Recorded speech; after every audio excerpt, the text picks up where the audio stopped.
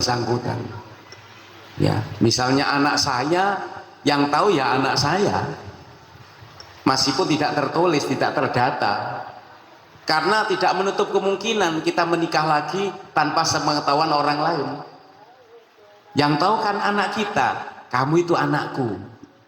Kemudian dia punya anak lagi, kamu itu cucunya dia. Terus begitu, meskipun tidak terdata. Jangan sampai kita mengingkari seseorang yang benar-benar ada nasab kepada Nabi, apalagi mencemooh. Yang dikhawatirkan nanti di akhirat kita bertemu dengan Nabi, ternyata kita tidak dihiraukan oleh Nabi karena kita pernah mencemooh anak cucu Nabi. Hati-hati. La tungkirin nasaba min ali baitin Nabi in kunta tarjusala maka minallahabi. Jangan sekali-kali kalian mengingkari nasab ahlul bait kalau kamu ingin selamat dari api neraka. Karena memang berpoligami, mohon maaf kita sedikit ya, berpoligami itu tidak harus minta izin kepada istri pertama dan tidak harus memberitahu terhadap istri pertama sampai mati. Baru dengar toh? Yang harus diberitahu adalah anaknya, karena jangan sampai terjadi pernikahan sedara. Misalnya saya menikah lagi, tapi saya belum menikah lagi. Oh, mudah-mudahan. Kemarin ada seorang kiai ngomong sama saya, Pak Yai, ini istri saya sudah saya cerai mulai 2013.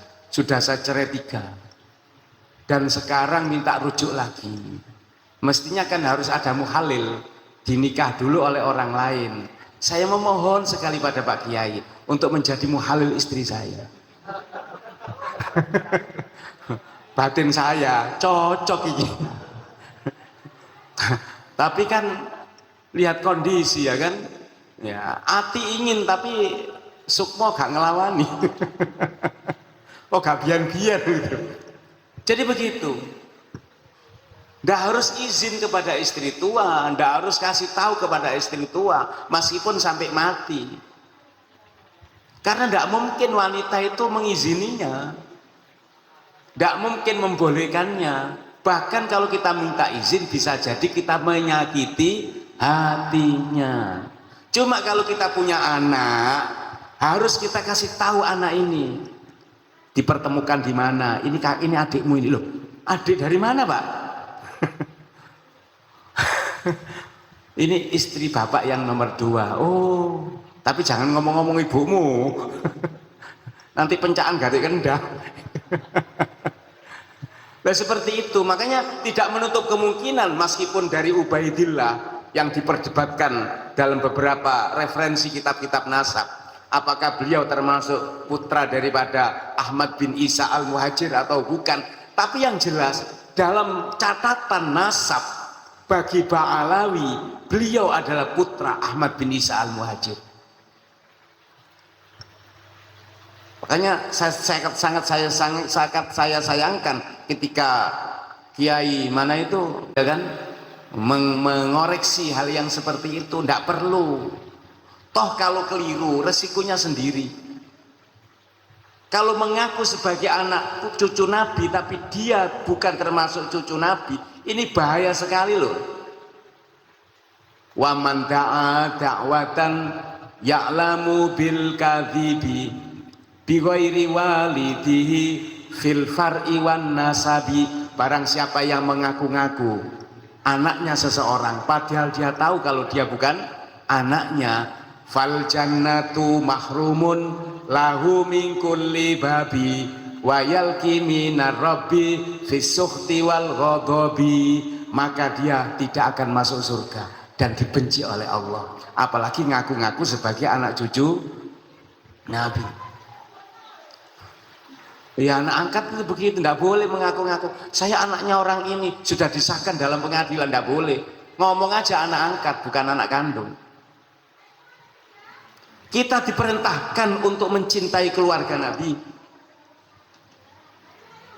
Wa ya'muru ilahi bihubbi alin nabi dilalatan bihilil imani bisawabi. Kita diperintahkan oleh Allah untuk mencintai keluarga Nabi sebagai bukti kebenaran iman kita kepada Allah dan utusannya.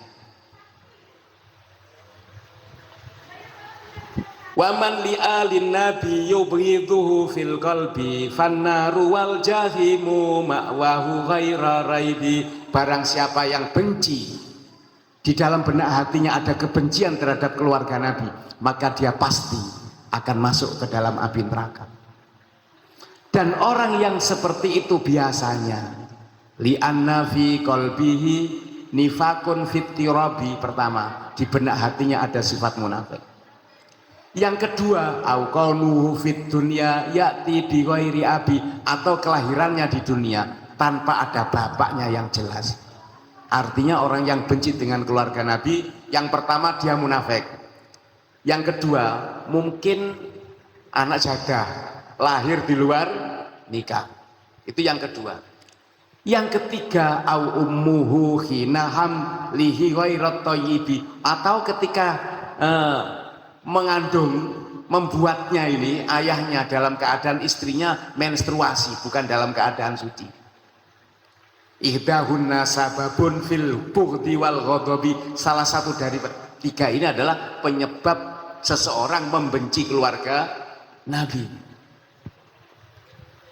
Mudah-mudahan kita dijauhkan dari membenci keluarga Nabi, dan mudah-mudahan kita mencintai keluarga Nabi. Allahumma amin.